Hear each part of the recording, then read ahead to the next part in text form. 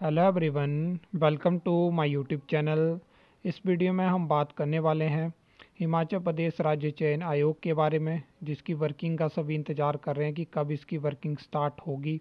और हमें हिमाचल में 1 साल से ज़्यादा समय हो चुका है सबको वेट करते हुए, तो कब हमें नई भर्तियां देखने को मिलेगी।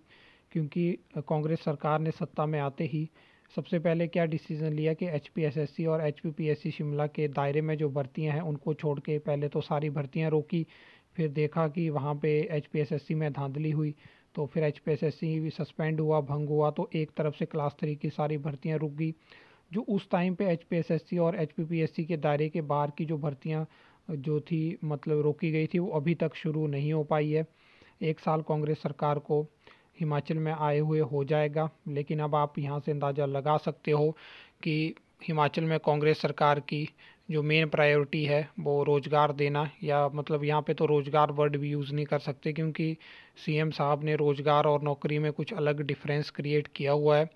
सबसे पहले अगर हम बात करें तो ये न्यूज़ आप पिछले कल के न्यूज़पेपर में देख सकते हो। अभी राज्य चयन आयोग से करना पड़ेगा भर्तियों के लिए इंतज़ार।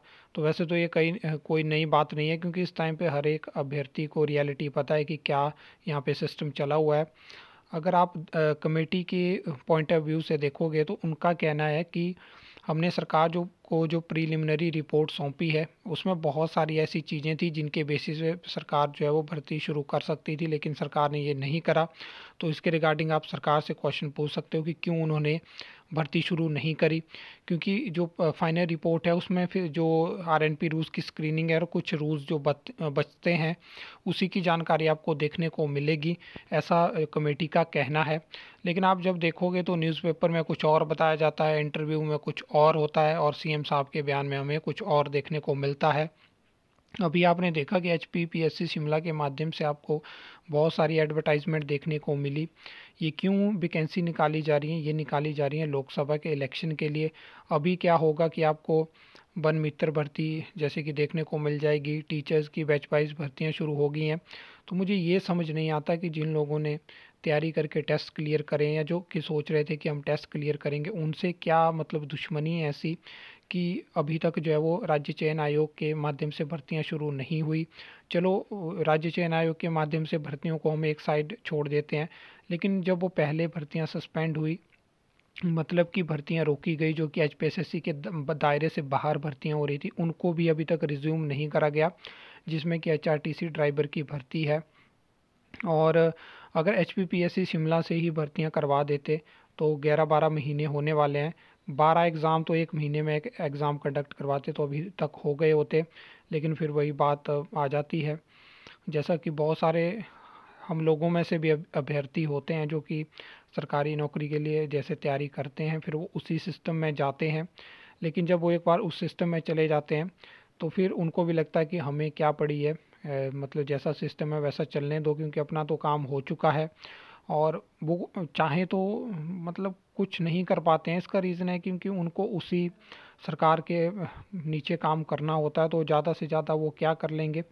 तो फिर एक बात यहाँ पे सोचने पे ये हो जाती है, तो इम्प्रूवमेंट कैसे होगी, कैसे सरकार को सोचना होगा कि नौकरियां देना भी ज़रूरी है। क्योंकि धीरे धीरे क्या हो रहा है, अब 1 साल के पीरियड में आपको पता है फ्लो रुक गया, तो लगभग 3 से 4 हज़ार नौकरियां एचपीपीएससी हमीरपुर और एचपीएसएससी हमीरपुर और एचपीपीएससी शिमला के माध्यम से दी जाती थी। तो आपको पता है इतनी सारी रिटायरमेंट हुई होंगी, लेकिन वो जो एक फ़्लो था वो रुक गया। तो मुझे नहीं लगता कि जिस हिसाब से काम कर रहे हैं 2024 में भी उस तरह की भर्तियां हो पाएंगी, क्योंकि फ़्लो को पूरा मतलब यहाँ पे रोक दिया है। अब क्या इनकी आइडियोलॉजी है, किस तरह से सिस्टम में काम हो रहा है, क्या क्या हो रहा है, क्योंकि अखबारों में कुछ और न्यूज़ देखने को मिलती है। अगर आप किसी डिपार्टमेंट में फ़ोन करोगे तो कुछ और है, अगर आप चयन आयोग में फ़ोन करोगे तो कुछ और है, आरटीआई में कुछ और इन्फॉर्मेशन है। अभी विधानसभा का जो सत्र है वो भी शुरू होगा दिसंबर में, उसमें देखते हैं कि क्या इन्फॉर्मेशन आती है, क्योंकि वहाँ पे भी एक कैलकुलेटिव इन्फॉर्मेशन दे दी जाती है और होता कुछ नहीं है। एट द एंड आपको पता है कि क्या होना है और क्या नहीं होना है, क्योंकि अब सब वाकिफ़ हो चुके हैं।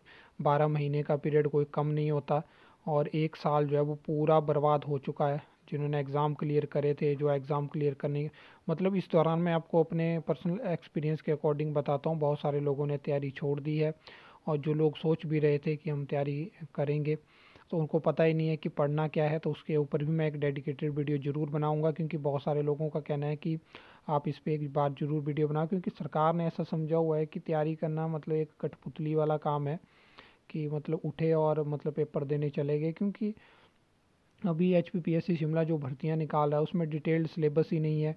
यहाँ पे आप सेकंड क्लास और फर्स्ट क्लास की भर्तियों के लिए दो पेपर करवा रहे हो, दो वो भी ऑफलाइन है। उधर आप जो मतलब क्लास 3 की भर्तियाँ होंगी वहाँ पे आप ऑनलाइन एग्ज़ाम करवाने की सोच रहे हो, तो इससे एक और सेट करवाओगे तो वहाँ से चीज़ें क्लियर हो जाती हैं कि क्लास 3 की भर्ती के बारे में ज़्यादातर लोग सोचते थे, तो आप वहीं से सरकारी नौकरी का फ्लो रोक दोगे, फिर उसके बारे में ज़्यादा कोई नहीं सोचेगा। ये वीडियो ज़्यादा लंबी हो जाएगी। वैसे मैंने सोचा हुआ है कि इसके ऊपर हम बात करेंगे, अलग से वीडियो आपको देखने को मिलेगी। आई होप आपको ये वीडियो अच्छी लगी होगी, इन्फॉर्मेटिव लगी होगी। इस वीडियो को ज़्यादा से ज़्यादा शेयर करना, ज़्यादा से ज़्यादा अभ्यर्थियों के पास ये वीडियो पहुँचे, ताकि वो देखें कि क्या यहाँ पे सुने और कि यहाँ पे क्या सिस्टम चला हुआ है और आप क्या कर सकते हो। क्योंकि अब मुझे लगता है कि समय आ चुका है कोई बड़ा डिसीज़न लेने का, जहाँ पे मतलब आप किसी के भरोसे नहीं बैठ सकते हो, फिर चाहे वो सरकारी क्यों ना हो। आई होप आपको ये वीडियो अच्छी लगी होगी, इन्फॉर्मेटिव लगी होगी। तो आप वीडियो को लाइक कमेंट शेयर कर सकते हो, चैनल को सब्सक्राइब कर सकते हो फॉर द न्यू अपडेट्स के लिए।